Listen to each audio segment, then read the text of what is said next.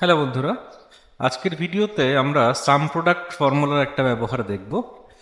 এটি এক্সেলে খুব চমৎকার একটি সংযোজন যা আপনাদের কাজকে অনেকাংশেই সহজ করে দেবে।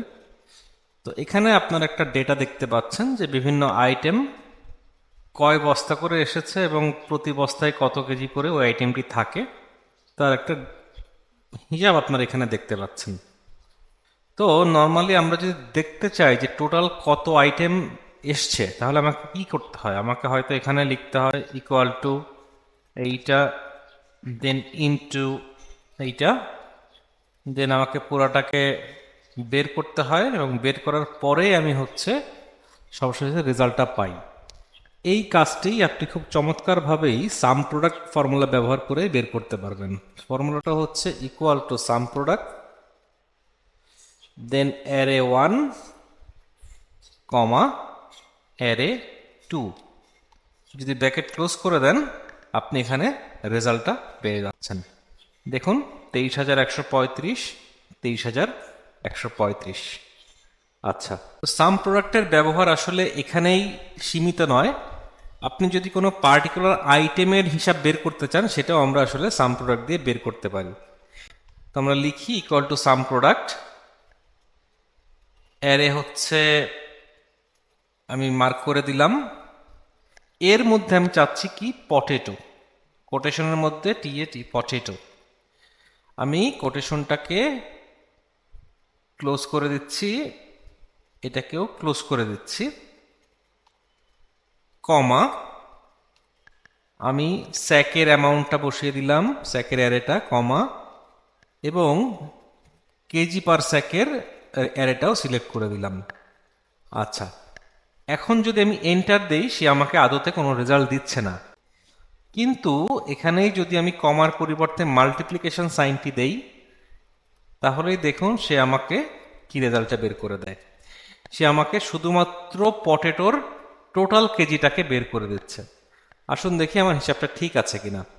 সেখান থেকে যদি আমি শুধু পটেটোগুলোকে আলাদা করি, যোগফল দেখবেন 2700। সো আমার ডেটা সেটটা এখানে ঠিক আছে। ওকে, এখন প্রশ্ন হতে পারে আমি কেন এখানে কমার পরিবর্তে মাল্টিপ্লিকেশন সাইন দিলাম। আচ্ছা, এক্সেল এখানে যে কাজটি করছে, ও দেখছে যে B2 থেকে B33-র মধ্যে ভ্যালুটা যদি পটেটো হয় সেটাকে সে 1 ধরে, যদি পটেটো না হয় তাহলে সেটাকে সে 0 ধরে। সো মূলত সে এখানে যে কাজটি করছে, আমি একটা আলাদা কলাম ইনসার্ট করি, সে পটেটোগুলোকে 1 ধরছে, দুঃখিত একটু ফরম্যাটটা চেঞ্জ করে নিই, সে পটেটোগুলোকে শুধুমাত্র 1 ধরছে এবং বাদ বাকিগুলোকে সে আসলে 0 হিসাবে কনসিডার করছে। তো এখন যদি সে গুণফল অপারেশনটা চালায় তাহলে যে রেজাল্টটা আসার কথা ও আদতে সেই রেজাল্টটাই আমাদেরকে বের করে দিচ্ছে। একটু সাথে থাকবেন। ওকে, সে কি করছে দেখুন, 1 ইন্টু 15 ইন্টু 50। সো আমি এটাকে মাল্টিপ্লাই করি, ইকুয়াল টু 1 ইন্টু 15 ইন্টু 50। যেগুলোতে 0 আছে সেগুলোতে তো স্ট্রেইট ফরওয়ার্ড 0 নিয়ে নিচ্ছে। সো এই যোগফলটা আপনি দেখতে পাচ্ছেন 27। সো এখানে মূলত সে কি করছে, এই পটেটোর ভ্যালুটা 1 নাকি 0 সে মূলত সেইটাকেই কনসিডার করছে।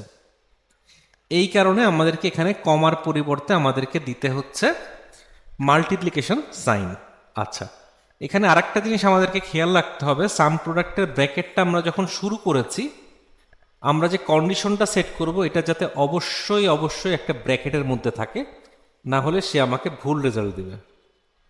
আচ্ছা, এখন একটা প্রশ্ন হতে পারে, আমরা কেন এন্টার কলামটাকে সিলেক্ট করে দিলাম না, আমরা কেন শুধুমাত্র রেঞ্জটাকে সিলেক্ট করে দিলাম? আচ্ছা দেখেন, আমি যদি এন্টায়ার কলামটাকে সিলেক্ট করে দিতাম তাহলে কি হতো, আইটেম নেমের সাথে স্যাক এবং কেজি পার স্যাকের একটা গুণ হতো। তো এই গুণটা আসলে রিয়েলিটিতে সম্ভব না। ফর এক্সাম্পল, আমি যদি ইকুয়াল টু এইটা ইনটু এটা দেই, সে আমাকে কোনো রেজাল্ট আসলে দিতে পারবে না। এই কারণেই আমরা কোনো টেক্সটকে এই কনসিডারেশনে রাখিনি। আমার যদি ভুল করেও কখনো এটা 1 হয়ে যায়, সরি এ হয়ে যায়, দেখুন সে আমাকে রেজাল্টটা দিতে পারবে না। তো এই কারণেই আমরা এন্টার কলামটাকে সিলেক্ট না করে শুধুমাত্র ডেটাবেজ অংশটাকে সিলেক্ট করেছি। তো ঠিক আছে বন্ধুরা, এই ছিল আজকের ভিডিও। দেখা হবে পরের ভিডিওতে। আপনাদের কোনো প্রশ্ন থাকলে অবশ্যই কমেন্ট বক্সে জানাবেন।